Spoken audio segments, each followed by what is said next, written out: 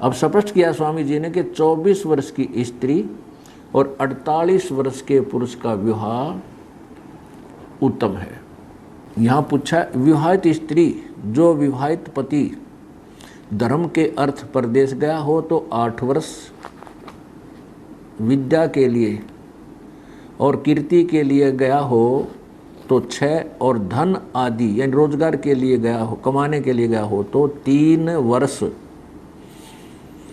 तक बाट देख के पश्चात यानी बाद में नियोग करके संतानों उत्पत्ति कर ले। जब विवाहित पति आवे तो नियुक्त पति छूट जावे।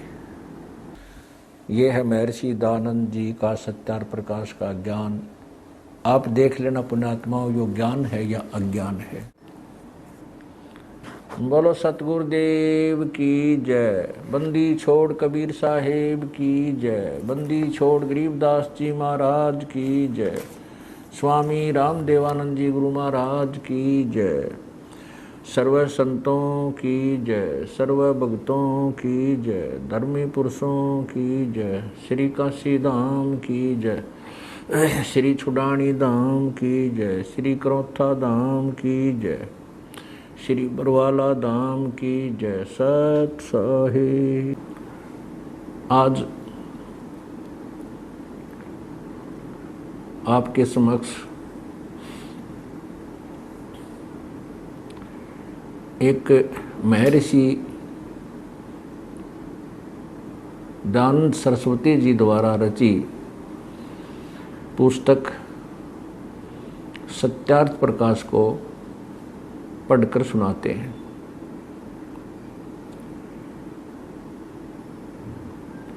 स्वामी दयानंद जी आर्य समाज के प्रवर्तक हैं और आर्य समाज के श्रद्धालु सत्यार्थ प्रकाश को अद्वितीय ज्ञान युक्त पुस्तक मानते हैं और उनका ये भी कहना है कि सत्यार्थ प्रकाश नामक पुस्तक ये आर्य समाज की रीढ़ की हड्डी है। अर्थात उनका कहना है कि सत्यार्थ प्रकाश में जो भी ज्ञान लिखा है वो सर्वधार्य है, जिसका आर्य समाज को पालन करना चाहिए। अब सबसे पहले सत्यार्थ प्रकाश के समोल्लास संख्या 4 में आपको स्वामी दयानंद जी का ज्ञान, उनका आदेश जो आर्य समाज वर्ग को, समुदाय को पालन करना होता है चाहिए, वो पढ़कर सुनाते हैं। देखिएगा,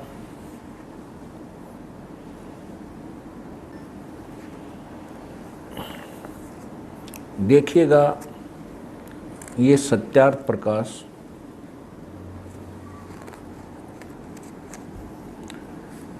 जो स्वामी दयानंद जी द्वारा लिखा गया है।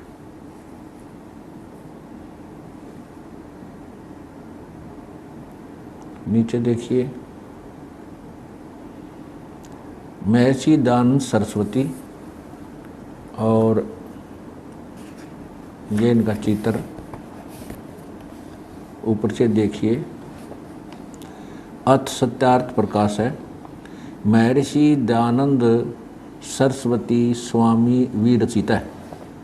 नीचे देखिएगा, प्रकाशक है वैदिक यति मंडल, दयानंद मठ, दीनानगर, पंजाब। और ये कहाँ से छपा है ये भी देखिए, यहाँ से देखिए। प्रकाशक है वैदिक यति मंडल, दयानंद मठ, दीनानगर, पंजाब।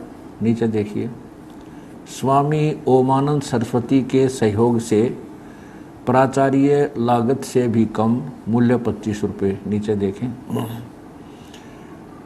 ये है, नीचे देखें, आचार्य प्रिंटिंग प्रेस, मुद्रक हैं आचार्य प्रिंटिंग प्रेस, दयानंद मठ, गोहाना मार्ग, रोहतक। ये दयानंद मठ रोहतक से छपी है और ये कौन से सन में छपी है ये यहाँ लिखा है, ईस्वी सन 17 जून 2000 में। और अब देखिए इसका चतुर्थ समोल्लास, चतुर्थ समोल्लास, ये चौथा समोल्लास। इसमें विवाह के विषय में स्वामी जी ने कहा है, नीचे देखिएगा, जो कन्या माता के कुल की 6 पीढ़ियों में न हो और पिता के गोत्र की न हो, उस कन्या से विवाह करना उचित है।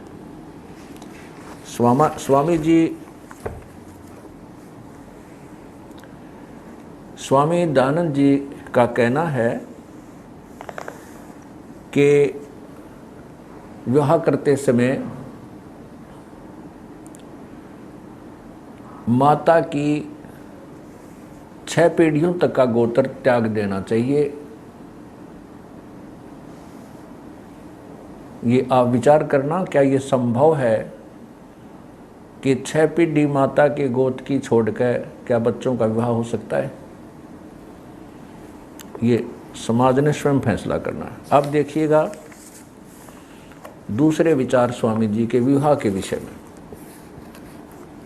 ये वही सत्यार प्रकाश, और ये देखिएगा समोल्लास, चतुर्थ समोल्लास, और प्रश्न नंबर यह है 70, नीचे आइए, यहाँ पर नीचे आइएगा। ये कहा है कि चाहे कितने ही धन धान्य, गाय, अजा, हाथी, घोड़े, राज्यश्री आदि से समृद्ध ये कुल हों, तो भी विवाह संबंध में निम्न 10 कुलों का त्याग कर दें। नीचे देखो, अब क्या बताते हैं कि जो कुल सत्क्रिया से हीन, सत्पुरुषों से रहित, वेदाध्ययन से विमुख, पृथक, इससे अलग, शरीर पर बड़े बड़े लोम अर्थात अथवा बवासीर, क्षय, दम, खांसी, आमाशय, मिर्गी, श्वेत कुष्ठ और गलित कुष्ठ कुलों की कन्या व वर के साथ विवाह न होना चाहिए, क्योंकि ये सब दुर्गुण रोग विवाह करने वाले के कुल में भी प्रविष्ट हो जाते हैं। अब क्या कहते हैं स्वामी जी? स्वामी जी का कहना है कि जिस कुल, एक पूरे कुल में, मान लीजिए एक कुल में 100 घर हैं और उन 100 घरों में से किसी भी एक सदस्य को दमा, खांसी, मिर्गी, बवासीर, कुष्ठ आदि रोग हों, तो उस पूरे कुल के किसी भी लड़के या लड़की से विवाह मत करो। एक पूरे यानी 500 आदमियों में से किसी एक के भी कोई बीमारी है तो उस पूरे कुल के लड़के लड़की से शादियां मत करो।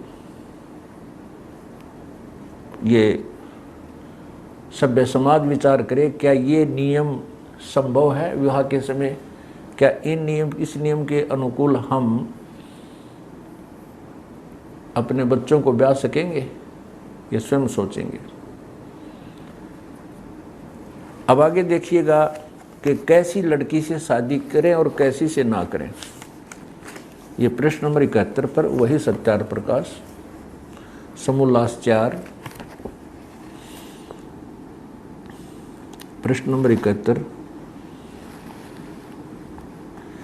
जो लड़की न पीले वर्ण वाली न अधिकांगी अर्थात पुरुष से लंबी चौड़ी, अधिक बल वाली, घनी तगड़ी और रोग युक्त, न लोम रहित न बहुत लोम वाली, बड़े बाल भी ना हो और बाल बिल्कुल बाल ना हो या बहुत बाल हो, उनसे भी नहीं करनी। न बकवाद करने वाली और न भूरे नेत्र वाली, भूरे नेत्र वाली से भी, देखिएगा ये लिखा, भूरे नेत्र वाली, इनसे शादी नहीं करनी चाहिए। कैरी आँखें वाली हो तो नहीं शादी करनी चाहिए। फिर क्या लिखा है कि जिनके नाम गंगा जमुना यानी सरस्वती आदि नदी नाम वाली, जिसके नदियों के ऊपर नाम हो, जैसे गंगा जमुना स्वामी जी ने लिखा है, तो उसमें सरस्वती कावेरी आदि भी आ गई। इन नामों वाली लड़की से ब्याह नहीं करना चाहिए। नीचे देखो, हिमालय पार्वती आदि, यहाँ लिख रहा है पर्वत विंध्या, यानी पर्वत नाम वालियों से नहीं करे, विंध्या हिमालय पार्वती आदि भी नाम हो तो विवाह नहीं करना चाहिए। आगे देखिएगा, काली चंडी नाम वाली कन्या के साथ विवाह नहीं करना चाहिए। आज नीचे देखो, फिर कैसी से करना चाहिए? जिसके सरल सूधे अंग हों, वृद्ध न हो, जिसका नाम सुंदर हो, अर्थात यशोदा सुखदा आदि, हंस और अथनी के तुल्य चाल हो, सूक्ष्म लोम केश और दांत युक्त हो, और जिसके सब अंग कोमल हों, वैसी स्त्री के साथ विवाह करना चाहिए। स्वामी जी का कहने का उद्देश्य है कि जिन लड़कियों का नाम गंगा जमुना सरस्वती कावेरी आदि नदियों पर नाम हो और पर्वत के ऊपर नाम हो, जैसे पार्वती, विंध्या, हिमालय और काली, ऐसे नाम वाली लड़कियों से विवाह नहीं करना चाहिए। फिर कैसी से करना चाहिए? कि यशोदा सुखदा आदि नाम हो, हंस और अथनी जैसी उसकी चाल हो, उस ऐसी लड़की से विवाह करना चाहिए। अब स्वामी जी बताते हैं कि विवाह का समय कैसा हो, किस उम्र में ब्याह करना चाहिए बच्चों का।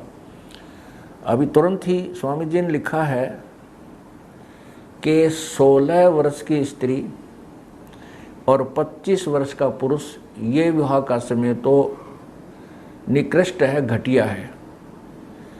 फिर स्वामी जी ने लिखा है कि 25 वर्ष से लेकर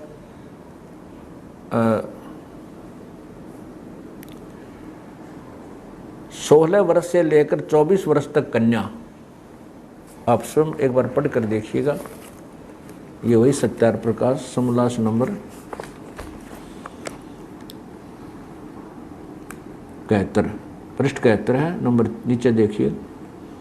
ये हम पढ़ चुके हैं, इनसे विवाह नहीं होना चाहिए, इनसे हुआ होना चाहिए। आगे लिखा है, प्रश्न किया कि विवाह का समय और प्रकार कौन सा अच्छा है? उत्तर दिया स्वामी जी ने कि 16वें वर्ष से लेकर 24वें वर्ष तक कन्या और 25वें वर्ष से लेकर 48वें वर्ष तक पुरुष का विवाह समय उत्तम। फिर ये अब इसको आगे डिफाइन किया है, आगे इसको विस्तृत किया है।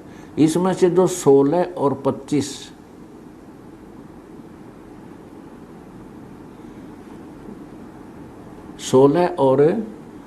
इसमें से 16 और 25 में विवाह करे तो निकृष्ट है, यानी 16 वर्ष का पुरुष और 16 वर्ष की कन्या। ये देखिएगा, इसमें 16 और 25 यानी 16 वर्ष का पुरुष और 16 वर्ष की कन्या और 25 वर्ष का पुरुष का विवाह तो निकृष्ट है। 18-20 की स्त्री और 30, 35 व 40 वर्ष के पुरुष का विवाह मध्यम है, काम चलाओ। अब स्पष्ट किया स्वामी जी ने कि 24 वर्ष की स्त्री और 48 वर्ष के पुरुष का विवाह उत्तम है। 24 वर्ष की स्त्री और 48 वर्ष के पुरुष का विवाह उत्तम है। अब देखिएगा, विचार कीजिए, सभ्य समाज, क्या स्वामी दयानंद जी के ये विचार, ये आदेश कभी लागू हुए थे या वर्तमान में हैं? ये क्वाइट इम्पॉसिबल। 24 वर्ष की लड़की और 48 पुरुष के उनका विवाह जो समय है, ये तो पिता और पुत्री के तुल्य हो जाता है। आगे देखिएगा, स्वामी जी विधवा विवाह के विरुद्ध थे। उन्होंने कहा कि विधवा का विवाह नहीं होना चाहिए, तो किसी ने पूछा तो विधवा विवाह नहीं होना चाहिए तो क्या किया जाए, तो उसने कहा कि विधवा स्त्री या जिसकी पत्नी मर गई वो पुरुष नियोग करे। नियोग के विषय में स्वामी जी का कहना है कि स्त्री पुरुष केवल मिलन समय मिले, विधवा स्त्री और विधवा ही पुरुष, विदुर पुरुष, विधवा स्त्री विदुर पुरुष,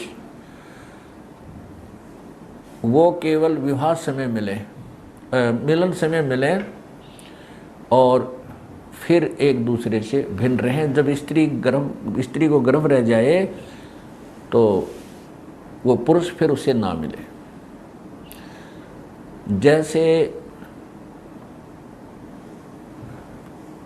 जैसे भैंस को या किसी भी मादा पशु को उसके पास ले जा कर के नर पशु के पास जा कर के गर्भवती करवाते हैं, ऐसा तरीका बताया है स्वामी दयानंद जी ने कि विधवा का पुनर्विवाह करने से तो उसका पतिव्रता धर्म नष्ट हो जाएगा और वो स्त्री 11 पुरुषों तक वो विधवा नियोग कर सकती है, अर्थात वो पशु तुल्य कर्म से गर्भ धारण कर सकती है, तो उससे उसका पतिव्रता धर्म बचा रहेगा। महर्षि जी के कहने का ये तात्पर्य है। और फिर नियोग अर्थात केवल गर्भ धारण किन किन कुलों में होना चाहिए, उन्होंने लिखा है कि शूद्र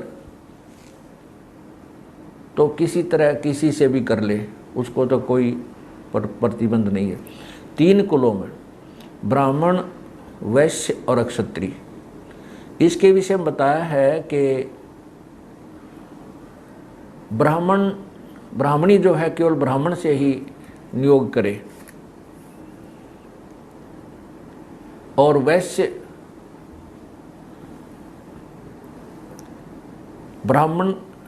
की स्त्री जो विधवा होगी ब्राह्मण वैश्य से करे, वैश्य की जो, और क्षत्रिय की विधवा हो जाती है तो क्षत्रिय से, वैश्य से और ब्राह्मण से नियोग करे। नियोग आप समझ गए हैं कि केवल जैसे पशु को नए दूध करवा के लाया करें, गर्भ धारण करवा लेते हैं किसी नर पशु के पास ले जाकर, ये तरीका बताया है स्वामी दयानंद जी ने सत्यार प्रकाश समोल्लास नंबर 4 में, और पुनर्विवाह को मना किया है, विधवा विवाह को मना किया है। आप स्वयं पढ़िए अपने पवित्र चश्मों से। ये देखिएगा सत्यार प्रकाश, ये वही सत्यार प्रकाश है, इसके समोल्लास नंबर 4 ही चल रहा है, चतुर्थ समोल्लास। इधर देखिएगा, ये प्रश्न नंबर 96 नीचे, जिस स्त्री व पुरुष का पाणी ग्रहण मात्र संस्कार हुआ हो और संयोग न हुआ हो, अर्थात अक्षत योनि स्त्री, अक्षत वीर्य पुरुष हो, तो उस स्त्री व पुरुष का अन्य पुरुष के व स्त्री से पुनर्विवाह होना चाहिए। और शूद्र वर्ण में भी चाहे कैसा भी हो पुनर्विवाह हो सकता है, किंतु ब्राह्मण, अक्षत्रिय, वैश्य वर्णों में अक्षत योनि स्त्री अर्थात जिसका पति मर गया हो, अक्षतवीर्य पुरुष जिसकी पत्नी मर गई हो, पुरुष का पुनर्विवाह न होना चाहिए। प्रश्नकर्ता ने प्रश्न किया है कि पुनर्विवाह क्यों नहीं, में क्या दोष है? उत्तर स्वामी जी का, स्त्री पुरुष में प्रेम न्यून होना। आगे देखिए, चौथा लक्षण बताया है पुनर्विवाह में क्या दोष है कि पतिव्रत्य और स्त्री व्रत धर्म नष्ट हो जाना। अब क्या बताते स्वामी दयानंद जी? स्वामी जी का कहना है कि यदि विधवा विवाह कर दिया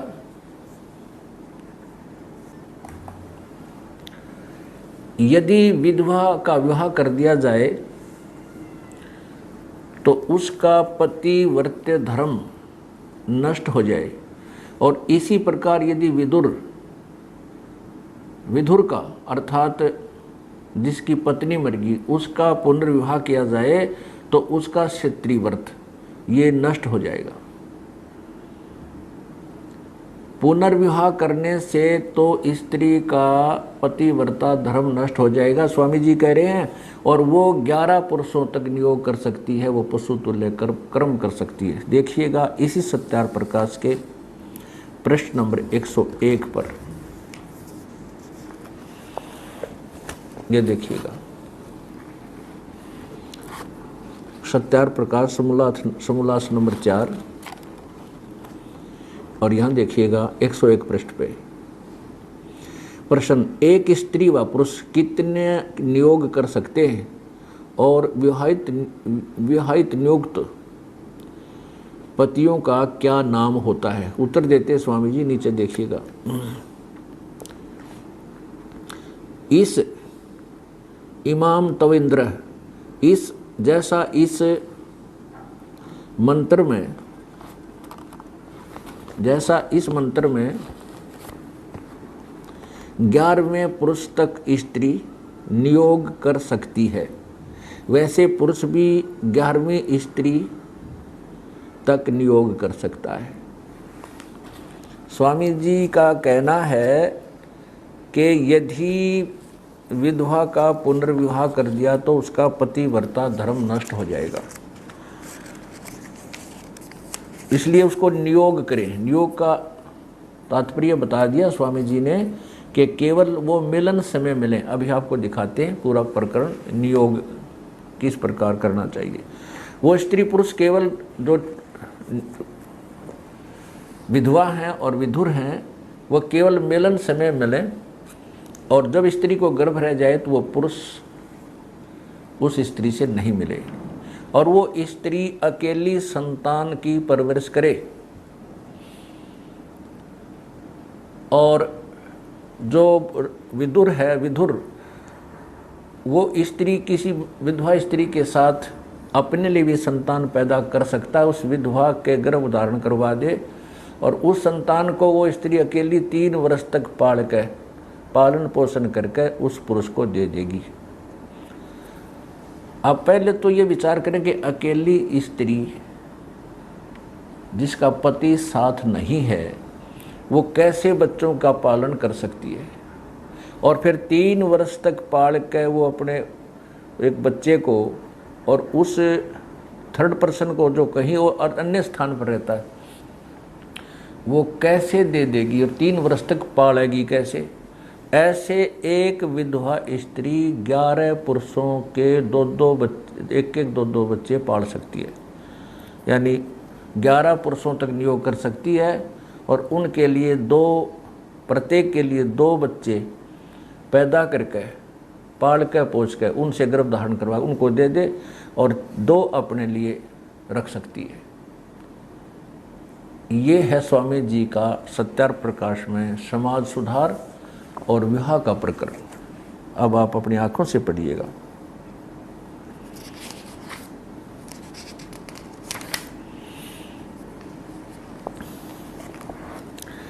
अब आपने यहाँ तक पढ़ा है सत्यार प्रकाश समूलास 4। चौथा पुनर्विवाह में दोष बताया है कि पतिव्रत्य और स्त्री व्रत धर्म नष्ट होना। अब नीचे चलिए, प्रश्न किया है कि पुनर्विवाह और नियोग में क्या भेद है। उत्तर है स्वामी दयानंद जी का कि एक तो जैसे विवाह करने में कन्या अपने पिता का घर छोड़कर पति के घर को प्राप्त होती है और पिता से विशेष संबंध नहीं रहता, और विधवा स्त्री उसी विवाहित पति के घर में रहती है। दूसरा, उस विधवा स्त्री के लड़के उसी विवाहित पति के दाएं भागी होते हैं, और विधवा स्त्री के लड़के वीर्य दाता के न तो पुत्र कहलाते हैं न उसका गोत्र होता है और न उसका स्वतः उन लड़कों पर रहता है, किंतु वे मृत पति के पुत्र बजते हैं, उसी का गोत्र रहता है और उसी के पदार्थों के दाएं भागी होकर उसी घर में रहते हैं। आगे देखो। तीसरा, विवाहित स्त्री पुरुष को परस्पर सेवा और पालन करना आवश्यक है और नियुक्त स्त्री पुरुष का कुछ भी संबंध नहीं रहता। स्वामी जी का कहने का तात्पर्य है कि विवाहित अगर पुनर्विवाह कर दिया जाए तो स्त्री पुरुष दोनों मिलकर सेवा और पालन करते हैं बच्चों की, और पुनर्विवाह नियोग में स्त्री पुरुष का कुछ भी संबंध नहीं रहता, अर्थात वो आपस में मिलकर काम नहीं करते, बच्चों की मिलकर पालन पुरुष नहीं करते। फिर चौथा दोष बताया है, भिन्नता बताइए। विवाहित स्त्री पुरुष का संबंध मरण पर्यंत रहता है। अगर उनका पुनर्विवाह किया जाए तो वो दोनों, देखो, विवाहित स्त्री अगर विवाह कर दिया जाए विधवा का तो विवाहित स्त्री पुरुष का संबंध मरण पर्यंत रहता है और नियुक्त यानी जो अस्थायी संबंध जो किया जाता है स्त्री पुरुष का कार्य सिद्धि के पश्चात छूट जाता है, यानी जो उनका गर्भधारण रह गया तो स्त्री पुरुष का कोई नाता नहीं है उसके पश्चात। आगे देखियो। विवाहित स्त्री पुरुष आपस में घर के कार्य को सिद्धि करने में यत्न करते हैं, किया करते हैं, और नियुक्त स्त्री पुरुष अपने अपने घर के काम किया करते हैं। अर्थात अगर विवाह कर दिया जाए, विचार कीजिए पुण्यात्माओं,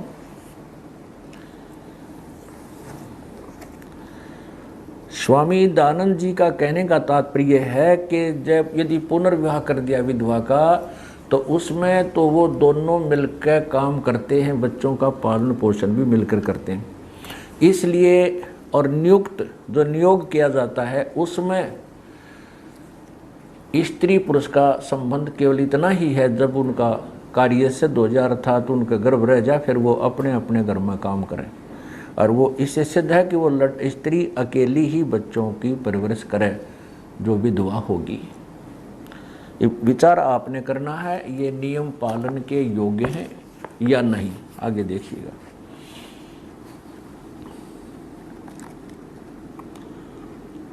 चतुर्थ समोल्लास, वही नीचे हम यहाँ पर आगे पढ़ते पढ़ते पृष्ठ वही चल रहा है। ये पृष्ठ है 97 97, नीचे आइएगा। यहाँ तक आगे हम कि विवाहित स्त्री पुरुष आपस में घर के कार्य को सिद्धि करने में यत्न करते हैं, अर्थात जब पुनर्विवाह कर दिया जाए तो वो मिलकर काम करते हैं, और नियुक्त स्त्री पुरुष अपने अपने घर के काम किया करते हैं। नीचे देखो।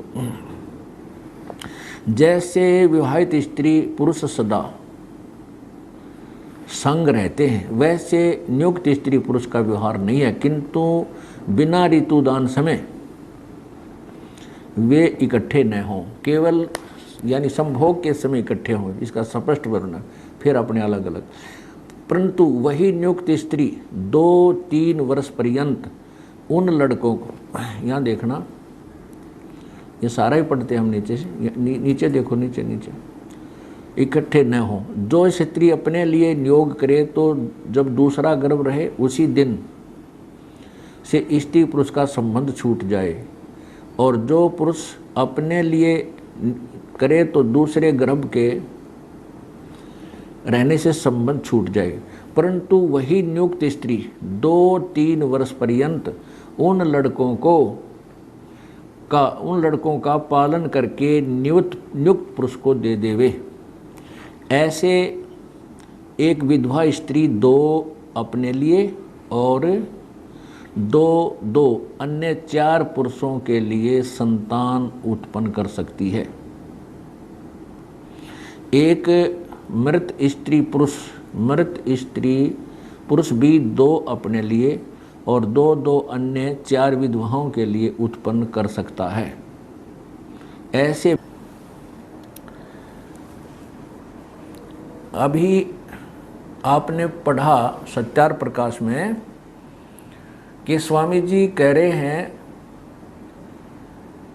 कि यदि विधवा का पुनर्विवाह कर दिया जाए तो वो आजीवन इकट्ठे रहते हैं और नियुक्त यानी नियोग करने में केवल वो मिलन समय मिलते हैं, इसलिए वो नियोग करने को महत्व दे रहे हैं और पुनर्विवाह को मना कर रहे हैं। और उन्होंने स्पष्ट किया है कि एक स्त्री दूसरे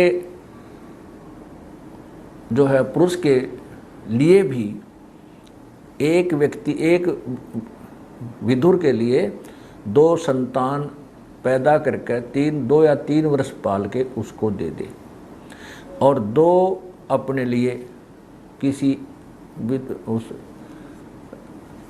जिसकी पत्नी मर गई हो उस विधुर से गर्भ धारण करके और स्वयं ही पालन पोषण करे, 2 बच्चे अपने लिए पैदा कर दे।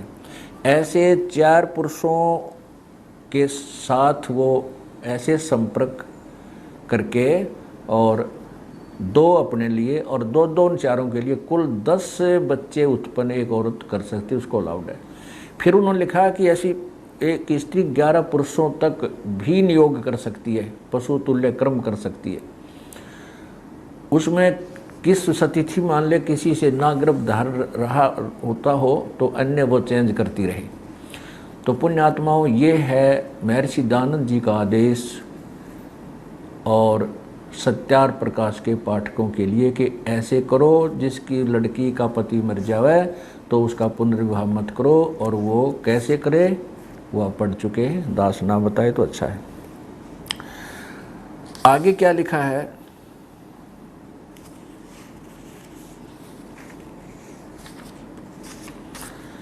अब देखिए किसी प्रश्नकर्ता ने प्रश्न किया, यही सत्यार प्रकाश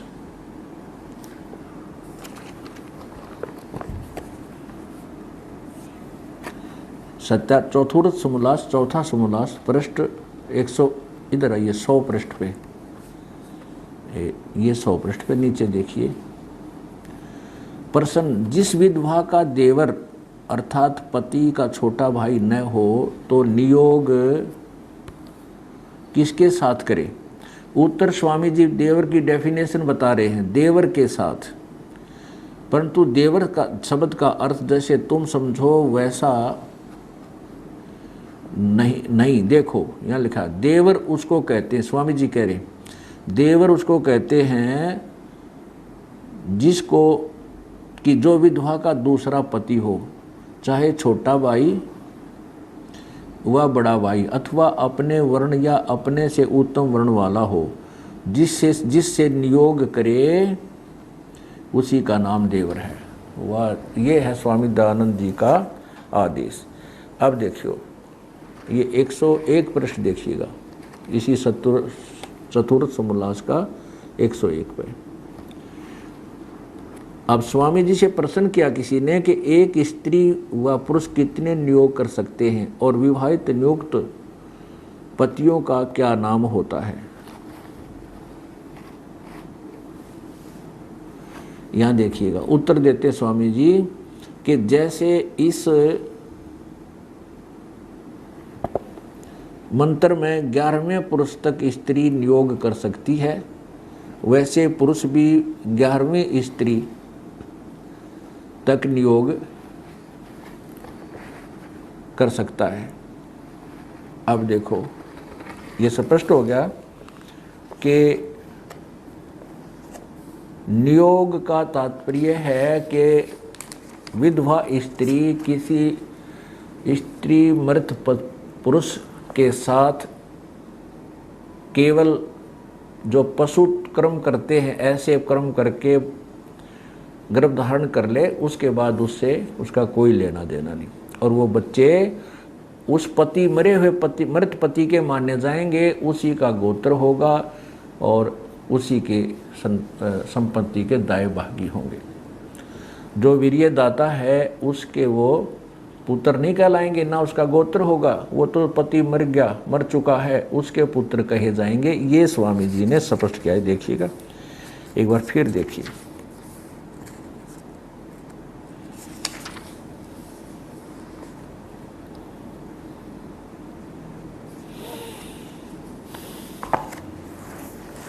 ये देखिए वही सत्यार प्रकाश सुमोल्लास चतुर्थ 97 पृष्ठ पे नीचे आइएगा। पुनर्विवाह और नियोग में क्या भेद है यहाँ देखना। दूसरा, उसी विवाहित स्त्री के लड़के उसी विवाहित पति के दाएं भागी होते हैं, ब्याह कर दिया था। और विधवा स्त्री के लड़के वीर्यदाता के न तो पुत्र कहलाते हैं, न उसका गोत्र होता है, और न उसका यानी जो वीर्यदाता उसका सौता उन लड़कों पर रहता, उसके बेटे नहीं माने जाते, किंतु वे मृत पति के पुत्र बचते हैं और उसी के दाएं भागी होते, उसी की संपत्ति के, मरे हुए पति की संपत्ति के हकदार होते हैं। कौन? जो किसी अन्य पुरुष से गर्भ धारण कर लिया और वो बच्चे उस विधवा कर रह हो गए, तो वो बच्चे, वो पति मर गया, मर चुका है, उसके बालक कहे जाएंगे, वो उसके बालक बचेंगे। ये स्वामी जी का आदेश है। अब प्रश्नकर्ता कहता है कि ये जो नियोग की आप प्रथा बता रहे हो, ये तो पाप मालूम होता। स्वामी जी कहते हैं अगर ये पाप है तो विवाह भी पाप है। ये है महर्षि दानंद जी के सत्यार प्रकाश में विचार, देखिएगा। यही समोल्लास नंबर चतुर्थ समोल्लास, इधर देखिए पृष्ठ नंबर 98 पे नीचे किसी ने प्रश्न किया है। प्रश्न, हमको नियोग की बात में पाप मालूम पड़ता है। तो स्वामी जी का उत्तर है, उत्तर स्वामी जी का, जो नियोग की बात में पाप मानते हो तो विवाह में पाप क्यों नहीं? विवाह में पाप क्यों नहीं?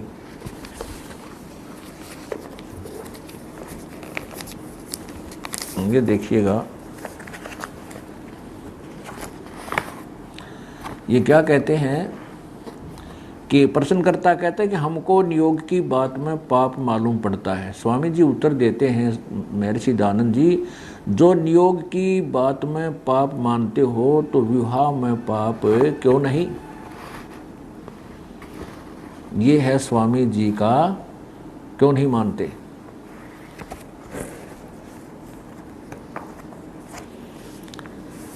अब स्वामी जी ने कहा है कि यदि तुम इस पशु तुल्य कर्म में, जैसे जिसको नियोग कहा है कि केवल वो स्त्री मिलन समय किसी अन्य विधुर पुरुष से मिले और उससे गर्भ धारण कर ले, और वो संतान उसकी मरे हुए पति की होगी जो मर चुका है साल 2 साल वर्ष पहले, तो अगर वो तुम पाप मानते हो कि यदि तुम इसको गलत मानते हो तो विवाह भी तो गलत है। स्वामी जी कहते हैं विवाह करना भी तो पाप ही है। अच्छा, आगे देखिएगा। अब प्रश्नकर्ता ने फिर पूछा है, वही चतुर्थ समोल्लास पृष्ठ 99 प्रश्न, नियोग अपने वर्ण में होना चाहिए व अन्य वर्ण सत के साथ भी?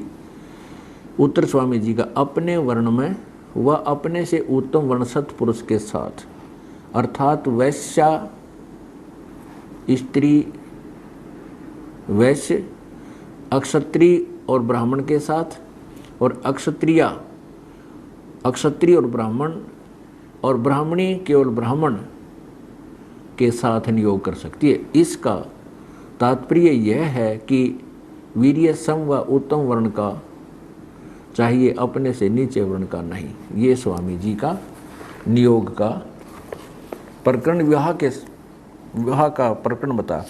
अब और एक बहुत ही कमाल किया है स्वामी जी ने।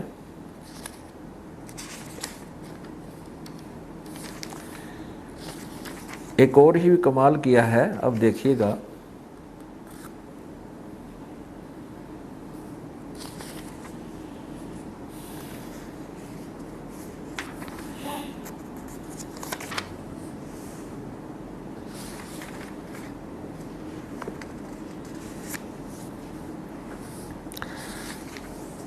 अब स्वामी जी से पूछा कि मान लीजिए किसी का पति जीवित है, क्या उससे भी ये नियोग किया जा सकता है? स्वामी जी कहते हैं हाँ।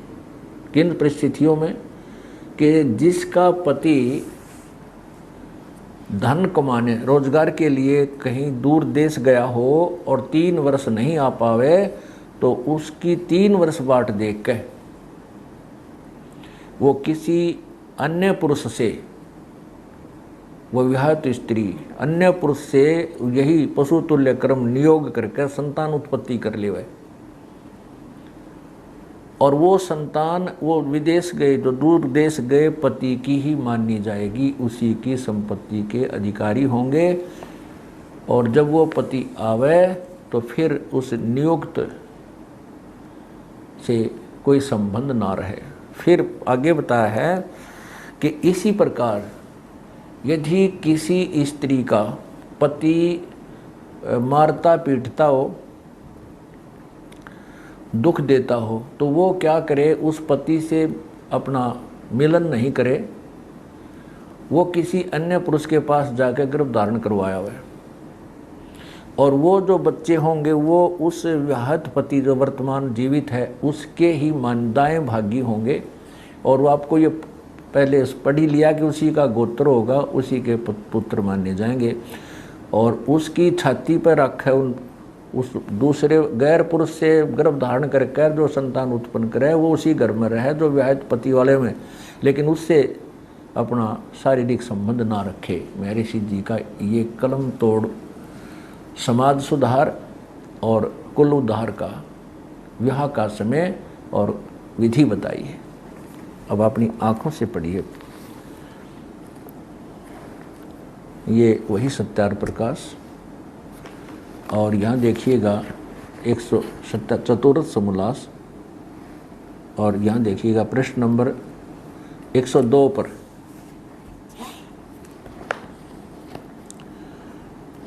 यहाँ पूछा, विवाहित स्त्री जो विवाहित पति धर्म के अर्थ परदेश गया हो तो 8 वर्ष, विद्या के लिए और कीर्ति के लिए गया हो तो 6, और धन आदि यानी रोजगार के लिए गया हो, कमाने के लिए गया हो तो 3 वर्ष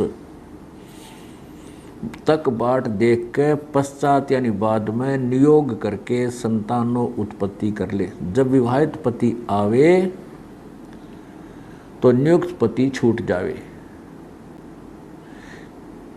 अच्छा आगे देखो, वैसे ही जो पुरुष अत्यंत दुखदायक हो तो तुरंत छोड़कर दूसरे से नियोग से संतानों उत्पत्ति करके उसी विवाहित पति के दाएं भागी संतान कर लेवे इत्यादि प्रमाण और युक्तियों से स्वयंवर विवाह और नियोग से अपने अपने कुल की उन्नति करे। फिर देखिए नीचे, जैसे औरस अर्थात विवाहित पति के पति से उत्पन्न हुआ पुत्र पिता के पदार्थों का स्वामी होता है, वैसे ही अक्षेत्रज यानी उस अर्थात नियोग से उत्पन्न हुए पुत्र भी मृत पति के दाएं भागी होते हैं। अब स्वामी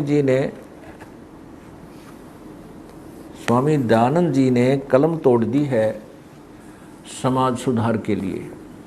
क्या बताया है कि किसी का पति धर्म प्रचार के लिए बाहर गया हो तो उसके लिए 8 वर्ष बाट देखा है, के लिए गया है तो 6 वर्ष, और धन कमाने रोजगार के लिए गया हो तो 3 वर्ष बाट देख कर किसी अन्य पुरुष के साथ वो पशु तुल्य कर्म करके नियोग करके संतान उत्पत्ति कर ले, और वो संतान उसी पति की होगी, उसी का गोत्र होगा और उसकी संपत्ति की अधिकारी होगी। दूसरा ये बताया कि यदि किसी स्त्री का पति दुखदायक हो, मारता पीटता हो, धमकाता हो, तो उसको तुरंत त्याग कर उससे बात करे नहीं, किसी अन्य पुरुष के साथ नियोग करके पशु तुल्य कर्म करके और संतान उत्पत्ति कर ले। उसके दाएं भागी यानी उस पति की ही संपत्ति के मालिक वो होंगे। जो गैर पुरुष से वह उसकी आँखों के सामने गलत काम करके आवेगी और वो जो संतान होगी वो उसी की उस जीवित पति की संपत्ति के अधिकारी होंगे। ऐसे स्वामी जी कहते हैं अपने कुलों की उन्नति करो। दास का विचार है कि ऐसे तो कुल के कुल लड़कर मर जाएंगे, कुल विकास नहीं, कुल का नाश हो जाएगा। अपनी आँखों के सामने अपनी पत्नी को कौन व्यक्ति दूसरे पुरुष के साथ संबंध देख सकता है और फिर उस संतान को वो संपत्ति दे देगा। ये है स्वामी दयानंद जी के सत्यार प्रकाश के कलम तोड़ विचार कि समाज सुधार और कुल विकास के लिए। अब आगे देखिए, एक प्रश्न में किसी ने पूछा, यही सत्यार प्रकाश, इसके पृष्ठ नंबर वही चतुर्थ समोल्लास पृष्ठ 103 नीचे देखिएगा। प्रश्न क्या है कि जब एक विवाह होगा, एक पुरुष को एक स्त्री और एक स्त्री का एक पुरुष रहेगा, तब स्त्री गर्भवती होवे तो शिथिल रोगिणी अथवा पुरुष दीर्घ रोगी हो तो दोनों की युवावस्था हो, उनसे न रहा जाए तो फिर क्या करें? उत्तर स्वामी जी ने दिया है। इसका प्रत्युत्तर नियोग विषय में दे चुके हैं। और जब गर्भवती स्त्री से 1 वर्ष पर्यंत समागम न करने से समय में पुरुष से न रहा जाए तो किसी विधवा से नियोग करके उसके लिए पुत्रोत्पत्ति उत्पत्ति कर दे। अब विचार करने की बात है, स्वामी जी ने कितनी छूट दे रखी है और उधर से कहते हैं समाज सुधार ऐसे होगा। स्वामी जी का कहना है कि जब गर्भ रह जाए तो अपनी पत्नी से 1 वर्ष ना मिले और यदि पुरुष से ना रहा जाए तो किसी विधवा के पास चला जाए। पुण्यात्माओं, इस सत्यार प्रकाश को विशेषकर भारत का नागरिक तो बहुत ही उत्तम शास्त्र मानता है। ये तो है समाज सुधार अर्थात समाज कल्याण के विचार स्वामी दयानंद जी। कई श्रद्धालु दर्शक शंका व्यक्त करते हैं कि जो सत्यार प्रकाश दिखाया जा रहा है ये वास्तविक नहीं है, ये संत रामपाल जी ने अपने तरफ से मन घड़त बना रखा है।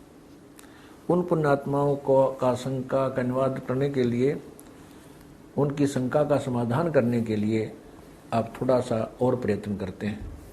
ये देखिएगा सत्यार प्रकाश, ये किसी अन्य प्रकाशक द्वारा प्रकाशित है, आर्य साहित्य प्रचार ट्रस्ट। और ये देखिएगा यहाँ पर ये कहाँ से प्रकाशित है, ये है 65वां संस्करण, सन 2007 में छपा है, लेटेस्ट 2007 में। ये है श्रीमद स्वामी दयानंद सरस्वती स्वामी विरचित आर्य साहित्य प्रचार ट्रस्ट। प्रकाशक हैं क्रिय केंद्र, विक्रय केंद्र खारी बावली, आर्य साहित्य प्रचार ट्रस्ट, खारी बावली दिल्ली, मुख्यालय नयाबास दिल्ली, दूरबास। और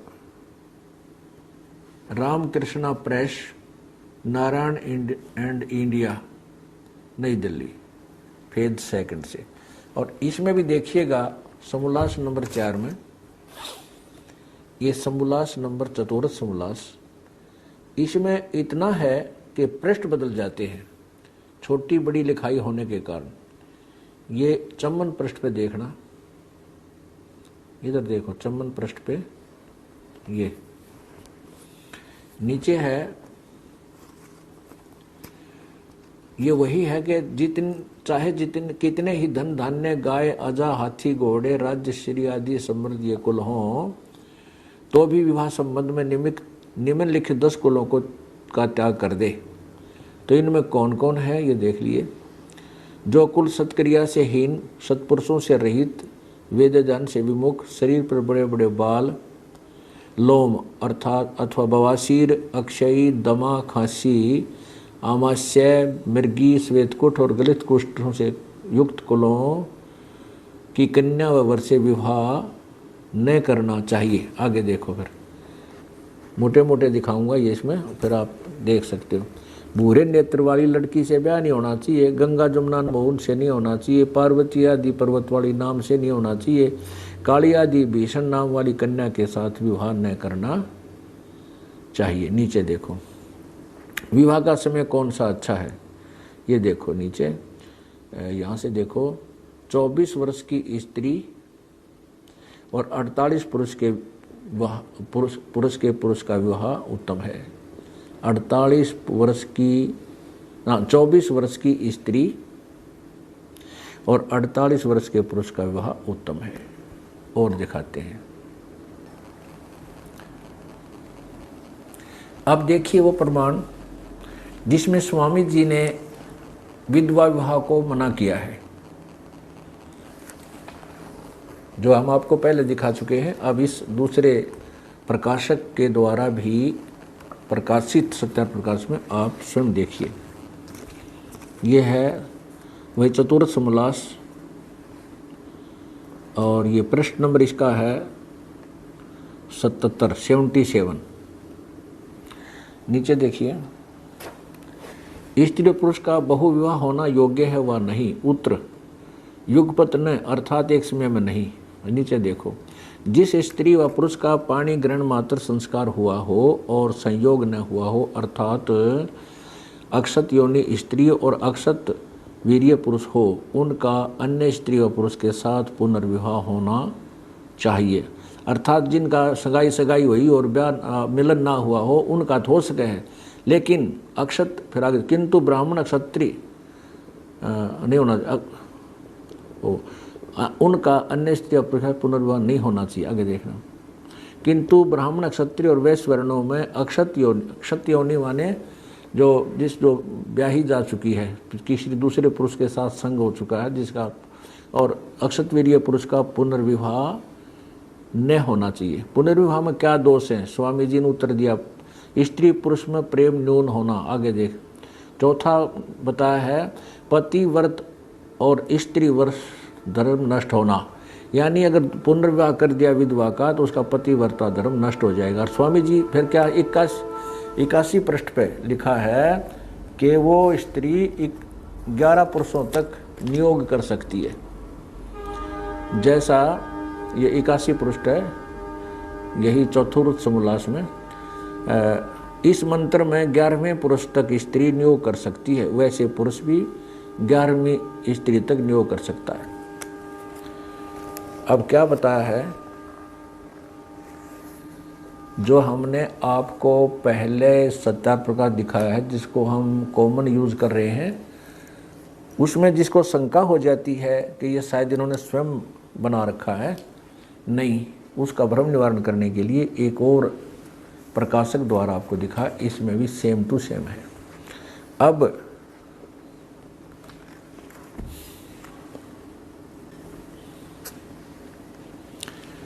स्वामी जी का एक और करिश्मा आपको दिखाते हैं, वो कितने महाविद्वान थे, इससे आप स्वयं हिसाब लगाओगे। सत्यार्थ प्रकाश समोल्लास नंबर 8 और पृष्ठ नंबर 197, 197 पे किसी ने प्रश्न किया, क्या ये सूर्य चंद्रमा आदि जो लोक हैं, इन में भी मनुष्य और पशु पक्षी, ये बाग बगीचे नदी नाले हैं? स्वामी जी कहते हैं हाँ, सब पर इसी प्रकार मनुष्य हैं, अन्य पशु पक्षी यानी मनुष्यादि सृष्टि, अन्य पशु पक्षी जितने सब सूर्य पर भी रहते हैं, वहाँ पर यही इसी तरह बाग बगीचे सब पदार्थ हैं, और इन वेदों को सूर्य पर भी पढ़ा जाता है। देखिएगा,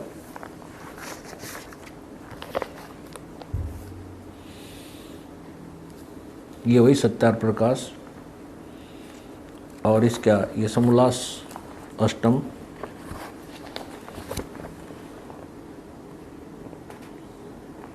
और पृष्ठ 197। नीचे देखिएगा, प्रश्न, सूर्य चंद्र तारे क्या वस्तु हैं और उनमें मनुष्य आदि सृष्टि है व नहीं? स्वामी जी ने उत्तर दिया, ये सब भूगोलोक और इनमें मनुष्य आदि प्रजा भी रहती हैं, यानी सब पशु पक्षी प्राणी मनुष्य आदि में आ जाते। नीचे देखो, क्लियर किया है।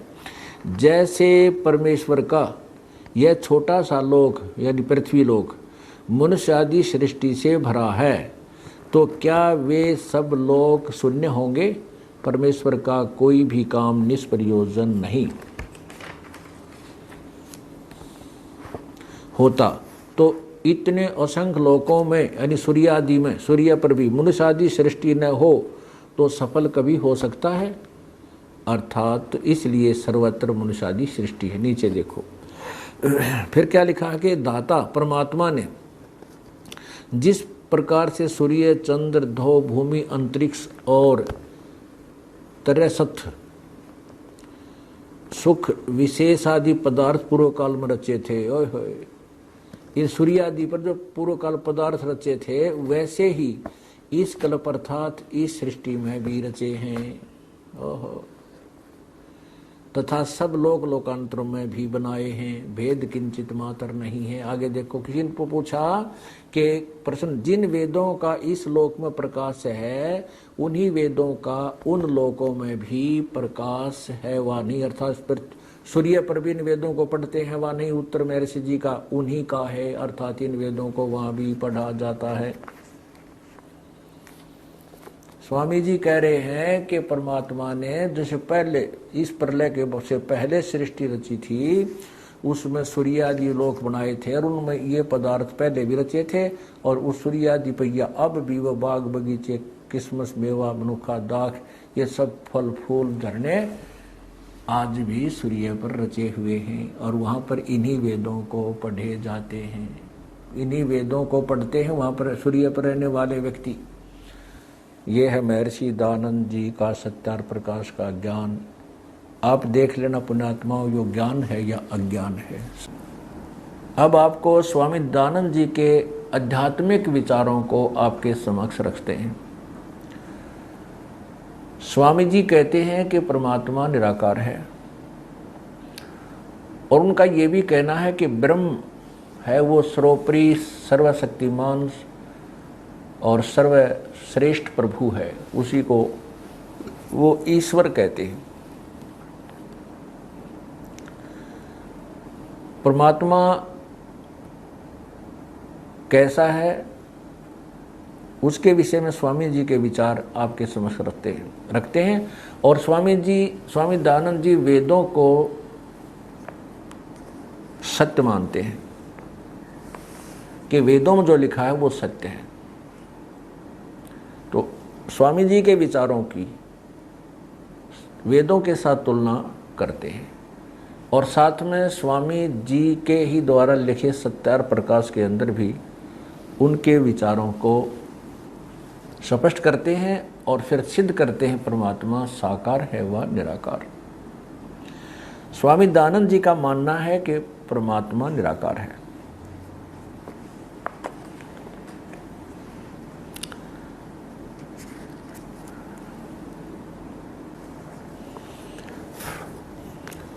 अब पढ़िए स्वामी दयानंद जी के विचार, परमात्मा साकार है व निराकार। स्वामी जी कहते हैं परमात्मा यानी ईश्वर निराकार है। सत्यार्थ प्रकाश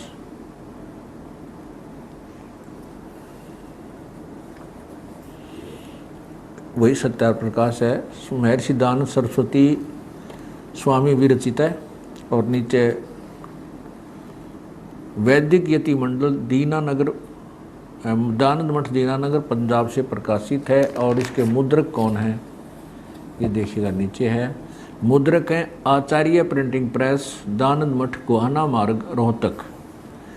इसके पृष्ठ नंबर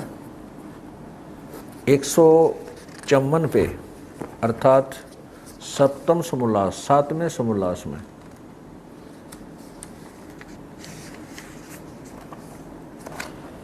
ये देखिएगा, सप्तम समोल्लास 100, इधर देखियो 154 पृष्ठ, ये 154 पृष्ठ पे, और नीचे देखिएगा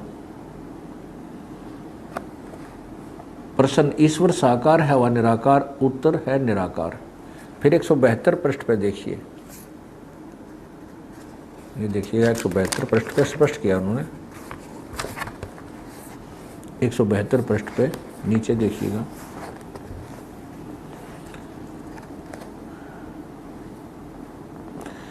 परमेश्वर को आप निराकार मानते हो व साकार, प्रश्न किया। उत्तर स्वामी जी का निराकार मानते हैं। ठीक है, अब यजुर्वेद अध्याय नंबर 1 व 5 में लिखा है अग्ने तनुरसी। अग्ने का अर्थ स्वामी जी ने बताया है परमेश्वर, और तनु का अर्थ है शरीर, असी माने है।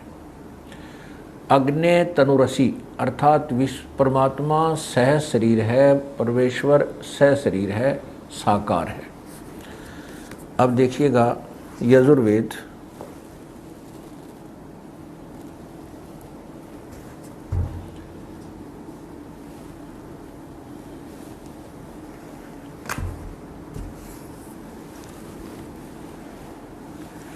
ये यजुर्वेद ये महर्षि दानंद सरस्वती द्वारा भाष्य है, अर्थात इनका अनुवाद है। इन्होंने इसका अनुवाद किया है, और ये कहाँ से प्रकाशित है ये देखिएगा। प्रकाशक है सार्वदेशिक आर्य प्रतिनिधि सभा 2/5 महर्षि दानंद भवन, रामलीला मैदान, नई दिल्ली।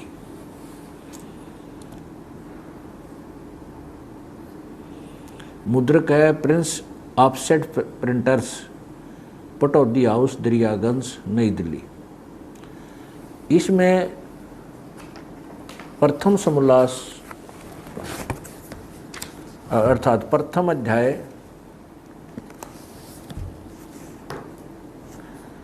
के 15वें मंत्र में स्पष्ट किया है, लिखा है कि अग्ने तनुरसी।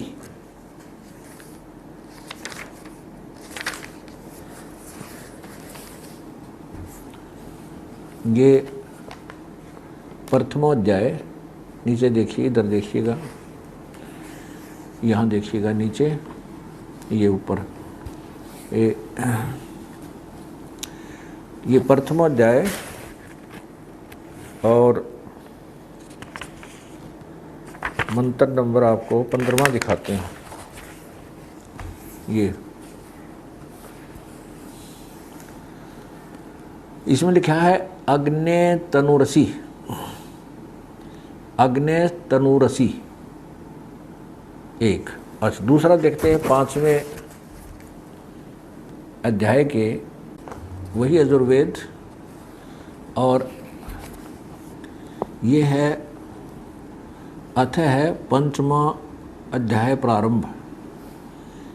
इसमें भी प्रथम मंत्र में, 5वें अध्याय के प्रथम मंत्र में यजुर्वेद में अग्ने तनुरसी विष्णुवे तवा सोमस्य तनुरसी, इसमें 2 बार लिखा है अग्ने तनुरसी, यानी अग्नि माने परमेश्वर, परमेश्वर सह शरीर है, साकार है।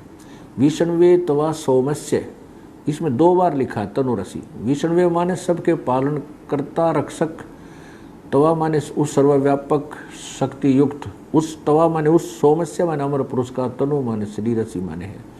विष्णुवे तवा उस सर्व पालन करता, उस अमर पुरुष का, तनु माने शरीर, असी माने है। स्वामी जी ने इसका क्या अर्थ किया है? 5वें अध्याय के प्रथम मंत्र में कहा है, हे मनुष्यों, तुम लोग जैसे मैं जो हवि। अग्नि माने क्या लिखा है उन्होंने? बिजली प्रसिद्ध रूप। अग्नि के तनु माने शरीर के समान असी माने है। अब इन्होंने तनु माने शरीर तो ठीक लिखा है और असी माने है ये भी लिखा है। अब अग्नि माने बिजली प्रसिद्ध रूप कर दिया, जबकि यहाँ लिखना चाहिए था परमात्मा, अग्नि माने परमेश्वर, अग्नि माने परमेश्वर और तनु माने शरीर, सशरीर असी माने है। अब स्वामी जी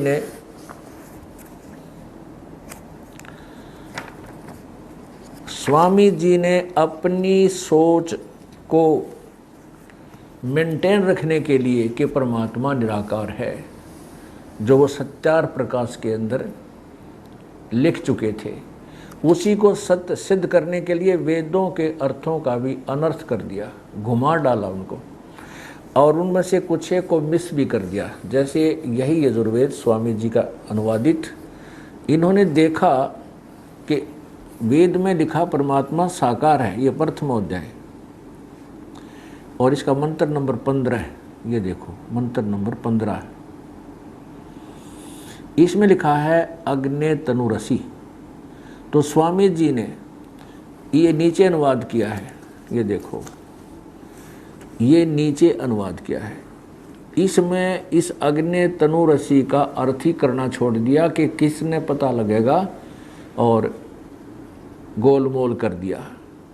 आप देख सकते हो अग्नि तनुरसी का कहीं अर्थ नहीं है। ये अग्नि तनुरसी वाचो विसर्जनम और तवा, और नीचे देखो जितने ये हाईलाइटेड हैं, सईदम हैं, वही हविष कर दे ही, हविष कर दे ही, इन शब्दों के अर्थ ही नहीं है। देखिएगा स्वामी जी ने अनुवाद करते समय संस्कृत के शब्दों को ब्रैकेट में लिया है, कोष्ठ में, इसमें कहीं भी अग्नि शब्द नहीं है, तनुरसी शब्द नहीं है। आप देख सकते हो, ये देखो एक बार पूरा देखो इसको इकट्ठा ही, नीचे ये वाला, ये इसमें कहीं भी ब्रैकेट में अग्नि शब्द नहीं है। इसे से देख स्वामी जी ने उन शब्दों का अर्थ, अग्नि तनुरसी का अर्थ ही करना छोड़ दिया, और कि किस को पता चलेगा, ऐसे गोलमोल कर दिया।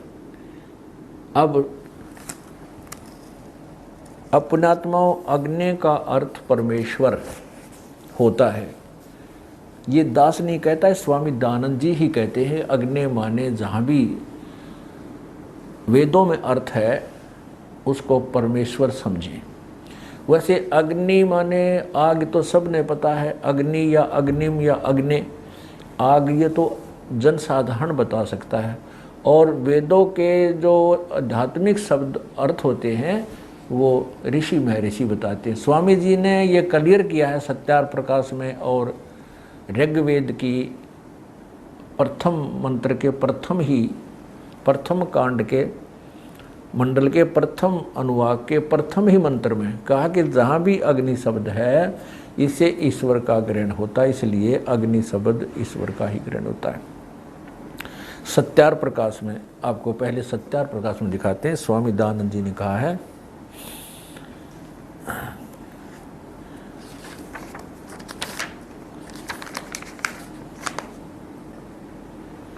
अब देखिएगा ये सत्यार प्रकाश, अग्नि माने परमेश्वर, स्वामी जी स्वयं लिख रहे हैं।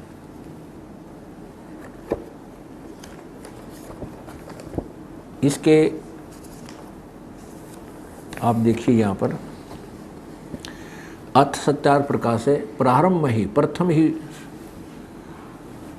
स्टेटमेंट में स्वामी जी लिखते हैं, ओम, जो यह ओंकार शब्द है वह परमेश्वर का सर्वोत्तम नाम है। आगे देखिए, क्योंकि इसमें जो ए, उ और मैं 3 अक्षर हैं, वे मिलके एक ओम समुदाय हुआ।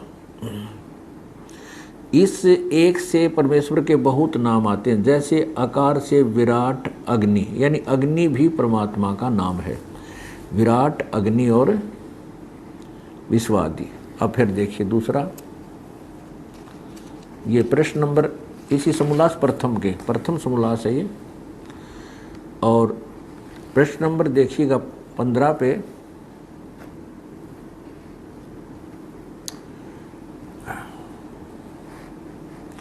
ये 15 पे देखिए, नीचे आइएगा,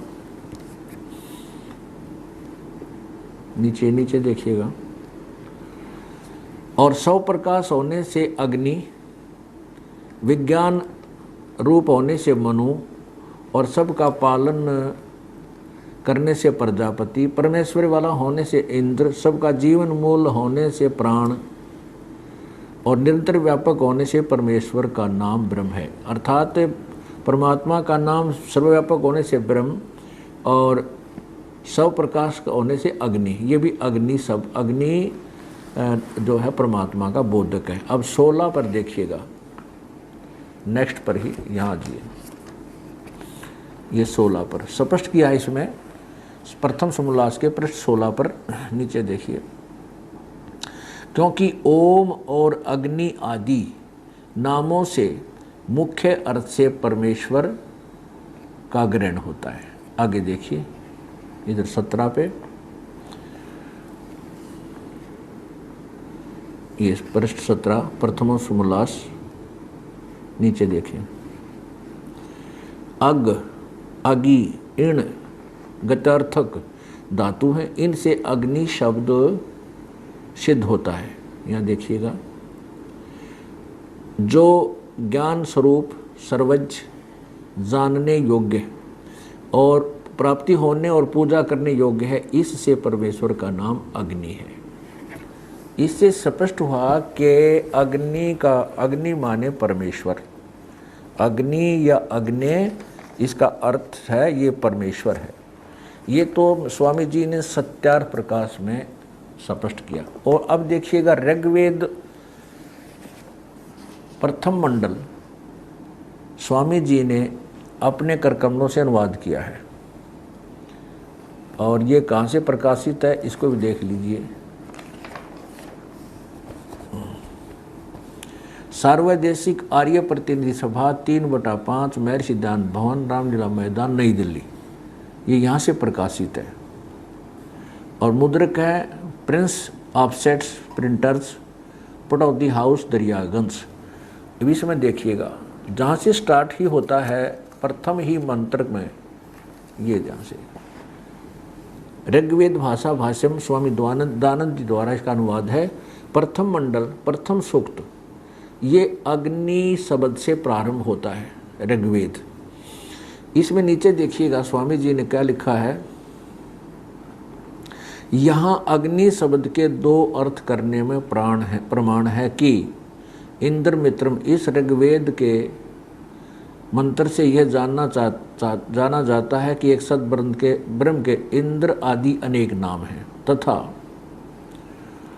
इस यजुर्वेद के मंत्र से भी अग्नि आदि नामों करके सच्चिदानंद, अग्नि देखो स्पष्ट है, अग्नि आदि नामों करके सच्चिदानंद आदि लक्षण वाले ब्रह्म को जानना चाहिए। यानी अग्नि माने भी उस ब्रह्म का ही बोधक है, परमात्मा का नाम है। आगे देखना, इत्यादि सतपथ ब्राह्मणों के प्रमाणों से अग्नि शब्द ब्रह्म और आत्मा इन दोनों का इन दो अर्थों का वाची है। आगे देखना, इस प्रमाण से मैं अग्नि शब्द से प्रजा और से प्रजा शब्द से करके भौतिक और प्रजापति शब्द से ईश्वर का ग्रहण होता है। अग्नि इस प्रमाण से सत्याचरण के नियमों का जो यथावत पालन करना है सो ही व्रत कहता है, और इस व्रत का पति परमेश्वर है।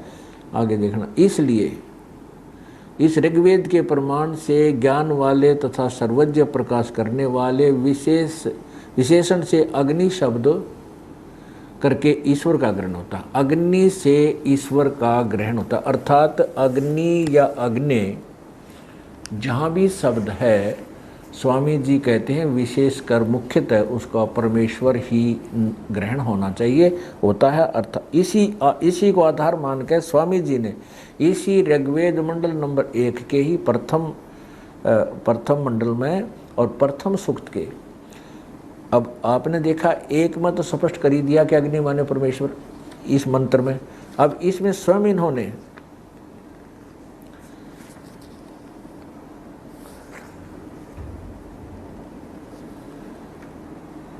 ये देखो इसी के आगे कति क्लियर कर दिया है, ईश्वर का ग्रहण होता है, ये देखना।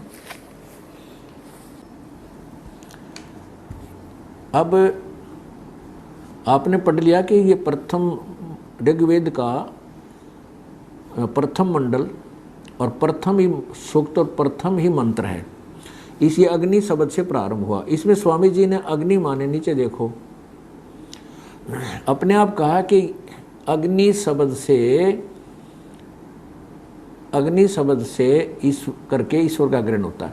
और फिर प्रश्न नंबर इस पे देखना, नेक्स्ट पर ही इसी दो पर इसी मंत्र में स्पष्ट किया है कि इस कारण, यहाँ देखना, अग्नि शब्द से ईश्वर, इस प्रकार इस अग्नि शब्द से ईश्वर हुआ। आगे देखना, अब इसी को आधार मानकर स्वामी जी ने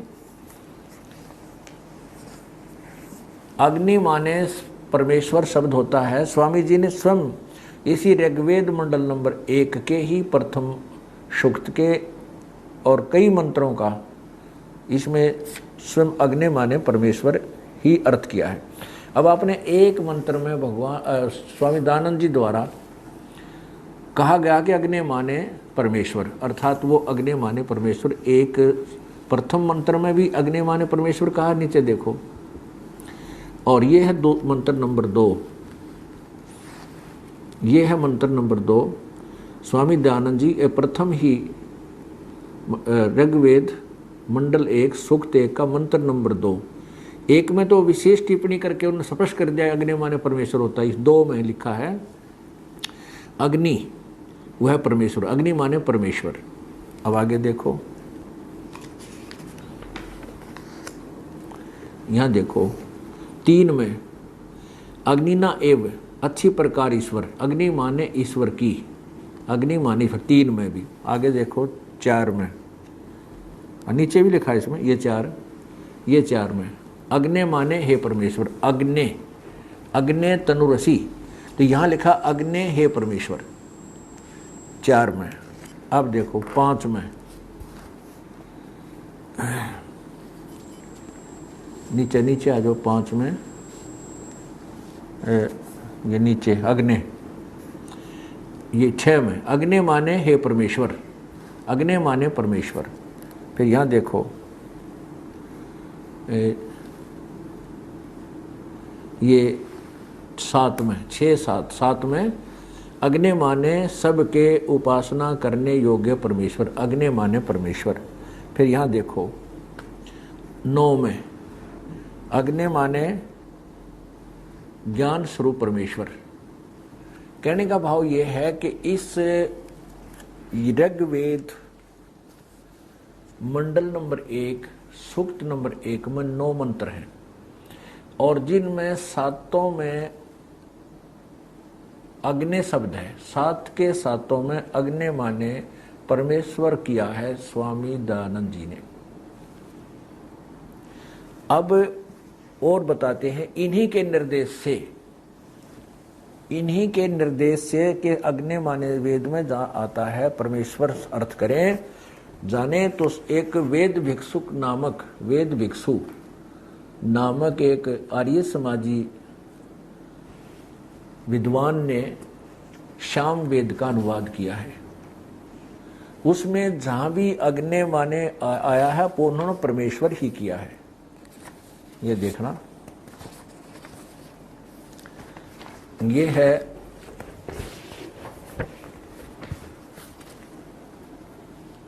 वेद। इसमें यजुर्वेद और सामवेद दोनों को इकट्ठा ही जिल्द किया है। और इसके कौन है ये सामवेद के अनुवाद करता और प्रकाशक करता, ये है प्रधान कार्यालय दान संस्थान वेद मंदिर महात्मा वेद भिक्षु सेवा आश्रम मुखमेलपुर दिल्ली। यहाँ से ये छपा है, प्रकाशक है दान संस्थान नई दिल्ली प्रकाशक का प्रकाशन। यहाँ नीचे देख ले। प्रकाशक है पंडित राकेश रानी, अध्यक्ष दयानंद संस्थान, आर्य समाज मार्ग, करोल बाग, नई दिल्ली। इसमें अब देखिएगा, श्याम वेद का टीका अनुवाद किया है इस महापुरुष ने। आर्य समाजी विद्वान ने स्वामी दयानंद जी के निर्देशानुसार श्याम वेद भाषा भाष्य और प्रथम ही अध्याय और इसमें जितने भी श्लोक हैं सभी में अग्नि, जहां भी अग्नि शब्द है ईश्वर शब्द किया है। अग्नि माने हे ईश्वर, नीचे देखना, अग्नि माने हे परमेश्वर, अग्नि माने ईश्वर को, अग्नि माने परमेश्वर, अग्नि माने हे ईश्वर, अग्नि माने हे ईश्वर, अग्नि माने हे परमेश्वर। और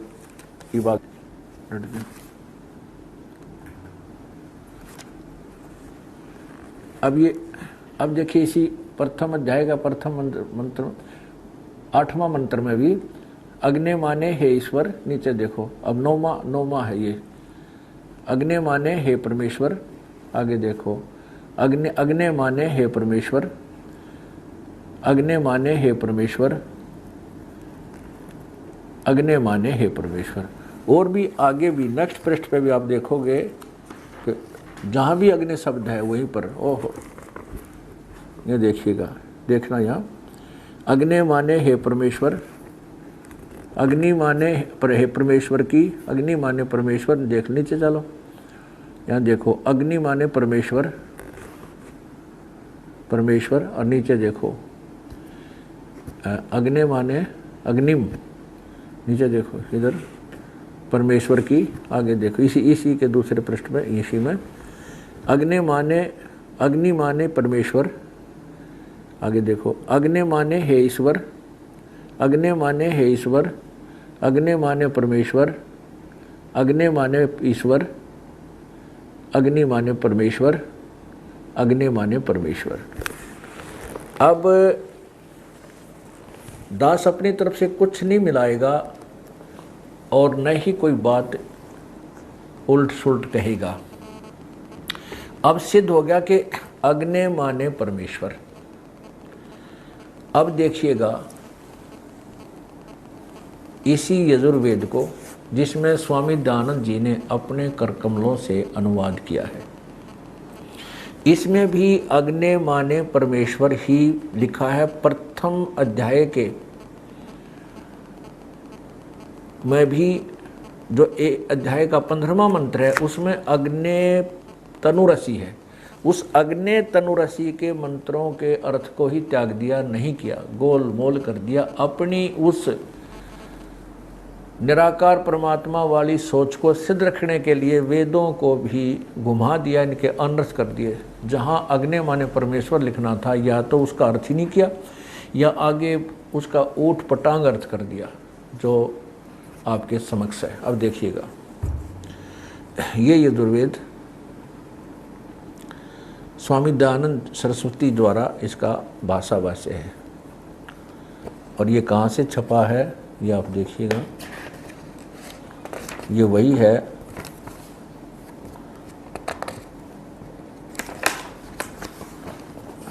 प्रकाशक हैं सार्वदेशिक आर्य प्रतिनिधि सभा 2/5 महर्षि दयानंद भवन, रामलीला मैदान, नई दिल्ली। नीचे प्रकाशक, इसका यजुर्वेद भाषा भाष्य, यजुर्वेद भाषा भाष्य अर्थानुवाद संपूर्ण 40 अध्याय महर्षि दयानंद सरस्वती कृत, स्वामी दयानंद जी ने किया है। मुद्रक हैं Arya Offset Printers, Pataudi House, Daryaganj. इसमें ये प्रथम मंत्र, प्रथम अध्याय यहाँ से प्रारंभ होता है। प्रथम अध्याय में अग्नि माने हे परमेश्वर, इन्होंने खुद भी लिखा है, ये देखिएगा,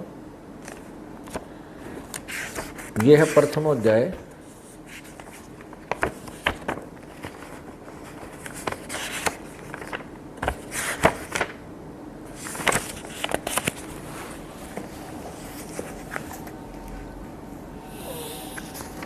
यहाँ से प्रारंभ होता है।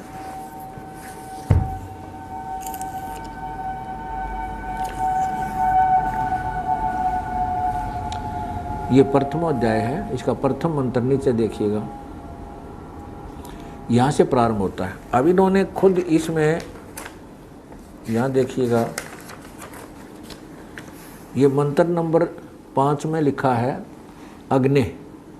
अग्नि माने परमेश्वर शब्द किया है, सत्य उपदेश करने वाले परमेश्वर, 5 में। ये आगे देखिएगा, इन्होंने 11 मंत्र में भी अग्नि माने परमेश्वर शब्द किया है। ये देखिए, ये मंत्र नंबर 11 है, 11 प्रथम अध्याय का, और यहाँ अग्नि शब्द है इसमें। अग्नि माने जगदीश्वर, 11 में। और फिर देखिएगा 13 में भी अग्नि माने, ये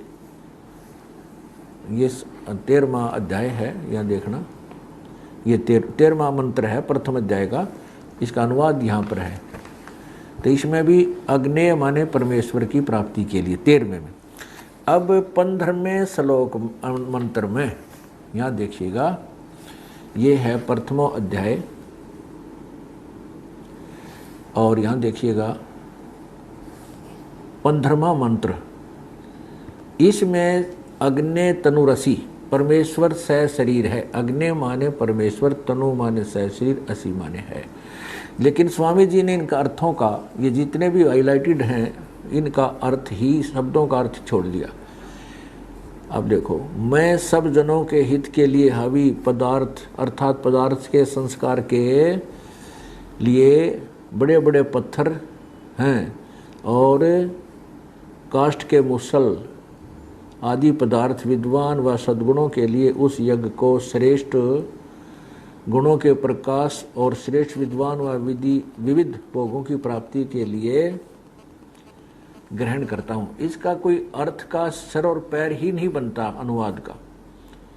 अब बड़े बड़े पत्थरों का और मूसलों का, काष्ठ के मूसलों का और बड़े बड़े पत्थरों को भगवान के सिर में मारेगा ग्रहण करके, जो सारा संसार ही उसी का, सारी पृथ्वी ही उसी की है। इसका अर्थ ही और बनता है। स्वामी जी ने अपनी उस निराकार परमात्मा सिद्ध करने वाली सोच के कारण अनर्थ कर दिए। अब स्पष्ट देखिए आगे, ये 5वें अध्याय में 2 बार लिखा है। 5वें अध्याय में, यजुर्वेद अध्याय नंबर 5 के मंत्र नंबर 1 में 2 बार भगवान को साकार सिद्ध किया है। इसमें इन्होंने अनुवाद करना पड़ा और उस अनुवाद के अर्थ ही अनर्थ कर दिए। यहाँ देखना, ये है अथ 5वां अध्याय आरंभ है। इसमें अग्ने तनुरसी, विष्णवे तवा सोमस्य तनुरसी, ये 2 बार लिखा है। इसमें स्वामी जी ने अर्थ, अग्नि का अर्थ क्या किया है देखिएगा। हे मनुष्यों, जो तुम लोग जैसे मैं जो हवि, अग्नि माने क्या कर दिया, बिजली प्रसिद्ध रूप अग्नि के, अग्नि के शरीर, तनु माने शरीर, असी माने है। अब पुण्यात्माओं, यहाँ अग्नि माने जो सैकड़ों जगह लिखा अग्नि माने परमेश्वर, हम यहाँ लिख दें हे परमेश्वर, और तनु माने शरीर स्वामी जी ने लिख रखा है, असी माने है। इसका अर्थ समझ स्पष्ट है। तो हे परमेश्वर, आप स शरीर हैं, आपका शरीर है, परमात्मा साकार सिद्ध वेद न कर दिया। और इसमें दो बार लिखा है विष्णवे तवा सोमस्य, विष्णवे तवा सोमस्य तनुरसी, उस सर्व पालन करता अमर पुरुष, सोमस्य माने अमर पुरुष का, तनु माने शरीर, असी माने है। अब सोम माने क्या होता है, ये भी इन्हीं के अर्थों से सिद्ध करता हूं। यही 5वें अध्याय के 35वें मंत्र में स्वामी जी ने स्वयं अर्थ किया है। ये देखिए, इधर देखिएगा, इधर ये 35वां मंत्र है। इसमें सोम शब्द का ऐश्वर्य देने वाले जगदीश्वर अर्थ किया है। सोम माने जगदीश्वर, ऐश्वर्य देने वाला जगदीश्वर। इससे सिद्ध हुआ स्वामी जी ने सोम का अर्थ ऐश्वर्य देने वाला जगदीश्वर। और अब फिर आओ इसी पर 5वें अध्याय के प्रथम मंत्र पर ही, अब हम इसको स्वयं अनुवाद करते, इन्हीं के द्वारा किया हुआ, ये देखना। ये अब इसमें है अग्नि तनुरसी परमेश्वर सहशरीर है, विष्णुवे तवा, तवा माने उस, सोमस्य माने अमर पुरुष का, जगदीश ऐश्वर्य देने वाले जगदीश्वर का, तनु माने शरीर, असी माने है उस सर्व के पालन करने वाले अमर पुरुष, जग सर्व ऐश्वर्य देने वाले परमेश्वर का, सोम माने ऐश्वर्य देने वाला परमेश्वर अर्थात परमेश्वर का शरीर है। इससे सिद्ध हो गया, वेदों में स्पष्ट हुआ कि परमात्मा सहशरीर है। अब स्वामी जी ने सत्यार प्रकाश में भी अपनी व्याख्या का आप ही खंडन करके परमात्मा को साकार भी सिद्ध कर रखा है। अभी दिखाते हैं। अब सत्यार प्रकाश आप देखिए, सत्यार प्रकाश के समोल्लास नंबर 7 में स्वामी जी ने अपनी ही व्याख्या का आप ही खंडन किया है। देखिएगा 7वें समोल्लास के पृष्ठ नंबर 154 पे स्वामी जी कह रहे हैं परमात्मा निराकार है। 155 पर साकार सिद्ध कर रहे हैं। वास्तव में सच्चाई यह है कि परमात्मा साकार है, वो मनुष्य सदृश्य है। और स्वामी जी की सोच और अभी तक जितने भी ऋषि महर्षि हुए वो परमात्मा से परिचित ना होने के कारण उसको निराकार बता रहे हैं। अब ये स्वयं भी स्वामी जी को वेद भी सिद्ध कर रहे हैं परमात्मा साकार है, सहशरीर है, और स्वामी जी निराकार मानते हैं और अपनी ही व्याख्या में आप ही फंस रहे हैं कि वास्तव में परमात्मा साकार है। ये देखिएगा, यही प्रथम सप्तम समोल्लास, इधर देखिएगा 154 पृष्ठ पे नीचे आइएगा। किसी ने पूछा, प्रश्न किया, प्रश्न ईश्वर साकार है व निराकार? उत्तर स्वामी जी का निराकार। 154 पे। अब 155 पे साकार बता रहे हैं। ये देखो 155 नीचे आइएगा। किसी ने प्रश्न किया क्या परमेश्वर की स्तुति प्रार्थना और उपासना करनी चाहिए व नहीं? उत्तर करनी चाहिए, स्वामी जी कहते हैं। तो क्या स्तुति आदि करने से ईश्वर अपना नियम छोड़कर स्तुति प्रार्थना करने वाले का पाप छुड़ा देगा? उत्तर स्वामी जी का नहीं। तो फिर स्तुति प्रार्थना क्यों करना? उत्तर स्वामी जी का, उनके करने का फल अन्य ही है। क्या है प्रश्न, क्या है? उत्तर स्वामी जी का, स्तुति से ईश्वर में प्रीति, उसके गुण कर्म स्वभाव से अपने गुण कर्म स्वभाव का सुधरना तथा प्रार्थना से निरअभिमानता, उत्साह और सहाय का मिलना। उपासना से, अब देख लो, ये उपासना शब्द से हम शुरू करेंगे। उपासना से परब्रह्म से मेल और उसका साक्षात्कार होना, उसका साक्षात्कार होना। अब स्पष्ट हो गया। अब पहले ये विचार कीजिए कि परब्रह्म से मेल यानी ब्रह्म से कोई अन्य भगवान है, उससे मिलन होता है। यानी इस उपासना से स्वामी जी कह रहे हैं कि परमात्मा से मेल होता है और उसका साक्षात्कार होता है, अर्थात वो दर्शन देता है, वो दिखाई देता है। तो दिखाई तो साकार दे सके, निराकार दिखाई नहीं दे सकता। अब और क्लियर करते हैं, उपासना को लेते हैं। उपासना क्या होती है? इसी समोल्लास नंबर 7 के पृष्ठ नंबर 100, ये देखिएगा 59 पर, 7वें समोल्लास के 59 पर क्या लिखा है? उपासना शब्द का अर्थ है समीप होना या भगवान के, अर्थात भगवान के निकट पहुंचना। और अष्टांग योग से परमात्मा के समीपस्थ होना, यानी भगवान के निकट पहुंच जाना और उसको सर्वव्यापी सर्वांतर्यामी रूप से प्रत्यक्ष करने के लिए जो जो काम करना होता है वह सब करना चाहिए। प्रत्यक्ष माने देखने के लिए, प्रत्यक्ष शब्द को क्लियर करेंगे आगे चल के। नीचे आइए। अब कैसे उपासना करनी चाहिए? जब उपासना करना चाहें तब एकांत शुद्ध देश में जाकर आसन लगा, प्राणायाम कर, बाह्य विषयों से इंद्रियों को रोक, मन को नाभि, हृदय, कंठ, नेत्र, शिखा, पीठ के मध्य हाड में किसी स्थान पर स्थिर कर अपने आत्मा और परमात्मा का चिंतन करके परमात्मा में मगन हो जाने को से संयमी होता है।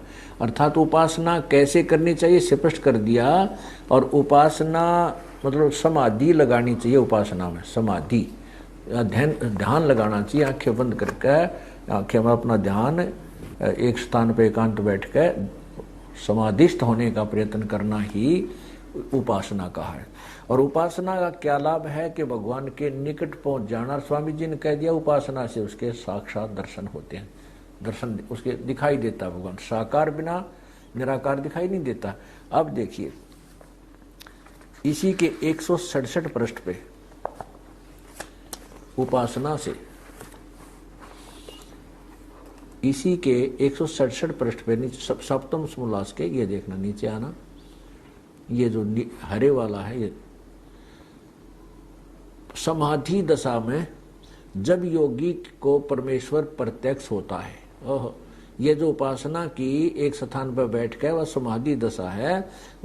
जब योगी को परमेश्वर प्रत्यक्ष होता है, प्रत्यक्ष माने दिखाई देता। अभ्यास करने से और ध्यान लगाने से, उपासना से परमात्मा प्रत्यक्ष होता है। प्रत्यक्ष माने सामने साकार वस्तु का देखना। अब प्रत्यक्ष शब्द को भी स्वामी जी के शब्दों से ही आपके सामने सिद्ध करना चाहते हैं कि प्रत्यक्ष क्या है। प्रत्यक्ष कैसी वस्तु होती, साकार होती है निराकार। अब देखना इसी के प्रश्न नंबर 51 पर, ये तृतीय समोल्लास, तृतीय समोल्लास प्रश्न नंबर 51, नीचे आइएगा। ये अब प्रत्यक्ष को क्लियर किया है, स्पष्ट किया। जैसे किसी ने किसी से कहा तू जल ले आ, वह लाके उसके पास धर के बोला यह जल है, परंतु यहाँ जल इस दो अक्षर की संज्ञा न लाने और न मंगवाने वाला देख सकता है। जल साकार नहीं, जल अक्षर साकार नहीं है शब्द, किंतु जिस पदार्थ का नाम जल है वह प्रत्यक्ष होता है, अर्थात वो दिखाई देता है। और जो शब्द से ज्ञान उत्पन्न होता है वह शब्द प्रमाण विषय है। स्पष्ट कर दिया कि जो जिस पदार्थ का नाम जल है वही प्रत्यक्ष होता है। जो जल लाकर रखा वो प्रत्यक्ष है, अर्थात वो साक्षात है। वो दिखाई देने वाली वस्तु को प्रत्यक्ष होना कहा जाता है। इसका और स्पष्ट किया है इसी के 348 पृष्ठ पे स्वामी जी के द्वारा लिखे रचे सत्यार प्रकाश के ही 348 पृष्ठ पे आप देखिएगा। स्पष्ट इसमें क्या स्पष्ट किया है कि जैसे घड़ा बाहर होता है और घड़े को जब बाहर घड़ा किसी ने देखा हुआ है और जब वो अंदर समाधिस्थ होता है तो उसको घड़ा वही साकार वस्तु अंदर प्रत्यक्ष होती है। उसको प्रत्यक्ष होना, समाधि में किसी वस्तु का प्रत्यक्ष होना अर्थात परमात्मा ऐसे प्रत्यक्ष होता है। ये स्पष्ट किया, देखिएगा। ये समोल्लास नंबर 12 12वां समोल्लास, और यहाँ आना इस साइड में 248 पृष्ठ पे नीचे आइएगा। अब कहते हैं सौत्रांतिक किसी पदार्थ को प्रत्यक्ष नहीं मानता, जो वह आप स्वयं और उसका वचन भी अनुमेय होना चाहिए। प्रत्यक्ष नहीं, जो प्रत्यक्ष न हो तो अवयम घट, यह प्रयोग न, ये देश का न घटा नहीं है। देखो, किंतु समुदाय अयम घट, यह प्रयोग न होना चाहिए, किंतु अवयम घट देश है। यह घड़ा एक देश है और एक देश का नाम घड़ा नहीं है, किंतु समुदाय का नाम घट है। यह घड़ा है, वह प्रत्यक्ष है। जो वस्तु सामने दिखाई देती है वो घड़ा प्रत्यक्ष है। देखो, अनुमेय नहीं है, क्योंकि सब अवयव में अवयवी एक है। उसके प्रत्यक्ष होने से सब घट के अवयव भी प्रत्यक्ष होते हैं, अर्थात अवयव घट सावय घट प्रत्यक्ष होता है, यानी घड़ा दिखाई देता है। आगे देखो, चौथा, वैभाषिक जो बाह्य पदार्थों को प्रत्यक्ष मानता है वह भी ठीक नहीं, क्योंकि यहाँ ज्ञाता और ज्ञान होता है, वही प्रत्यक्ष होता है। अर्थात आत्मा में सबका प्रत्यक्ष होता है। यद्यपि प्रत्यक्ष का विषय बाहर होता है, तदाकार ज्ञान आत्मा को होता है। अब इसे स्पष्ट होया कि जो घड़ा, यानी जो कोई वस्तु साकार कहीं बाहर है, अन्य स्थान पर है, और जब वो समाधिस्थ होता है, उपासना करता है, तो वो बाहर वाली वस्तु जो साकार है, जैसे घड़ा है, तो वो समाधि दशा में आत्मा में उसका वो प्रत्यक्ष होता है, अर्थात वो साक्षात होता है, दिखाई देता। इससे सिद्ध हुआ कि परमेश्वर महर्षि जी के शब्दों में भी साकार सिद्ध हुआ, और ये स्वयं निराकार मानते हैं, और वेदों ने भी उसको साकार सिद्ध किया।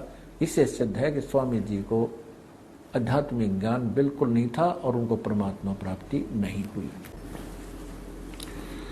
क्रोथा कांड का कारण यही तत्व ज्ञान है, यही सत्य उजागर करना रहा है। जैसा कि आपने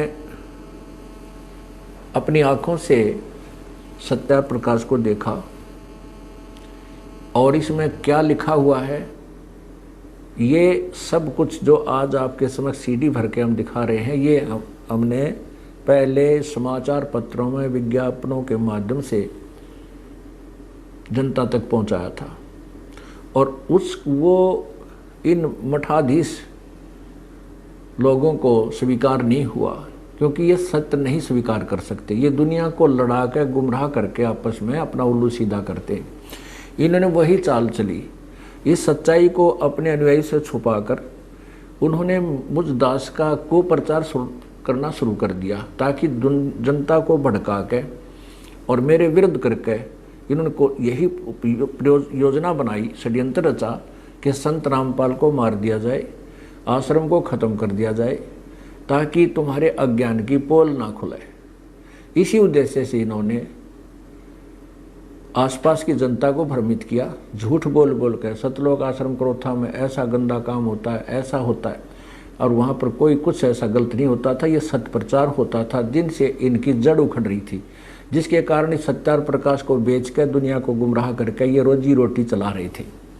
उससे दुखी होकर अपनी पोल को खत्म करने के बचाने के लिए इन्होंने मुझे मारने का षड्यंत्र रचा, और 12 जुलाई सन 2006 को आक्रमण करवाया। और जब देखा इन्होंने आक्रमण किया, तो इन्होंने देखा कि ये मुझे ना तो मारने में सफल हुए, ना आश्रम तक पहुंचने में सफल हुए, ये पहले ही दूर रहे। तो उन्होंने देखा कि रामपाल अब फंस नहीं रहा, इन्होंने एक लड़के को स्वयं ही मारा गोली से, और हमारे नाम मंडवा दिया, क्योंकि हरियाणा के मुख्यमंत्री श्री भूपेंद्र सिंह जी हुड्डा भी आर्य समाजी हैं, उनको इन्होंने भ्रमित कर दिया, गुमराह किया हुआ था, जिस कारण से उन्होंने इनका पक्ष लिया और मुझ पर और मेरे अनुयायियों पर झूठा आरोप लगा करके झूठा मुकदमा बनवा दिया, जबकि इन्होंने स्वयं ही वो मारा, इन्होंने आक्रमण किया।